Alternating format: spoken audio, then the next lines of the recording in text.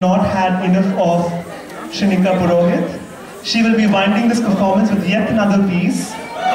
This is an Odia Abhinaya, Kede Chanda Janilo Sahi, a dance choreography by Guru Kelu Chandra Mohapatra.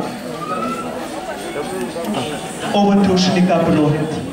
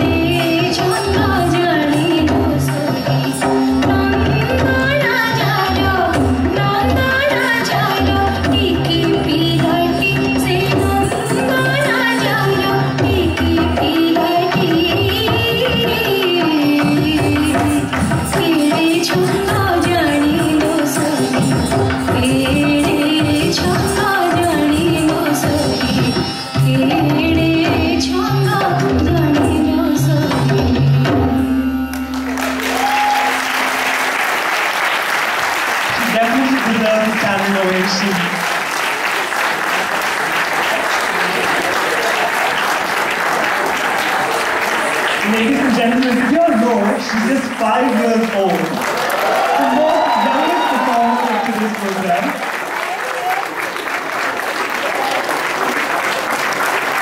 I mean, I'm not sure how many of you all understood the language, but then she tried to depict the stories in snippets of Krishna, and she depicted so many characters, not anybody knew that so many characters was actually lying within this small little girl.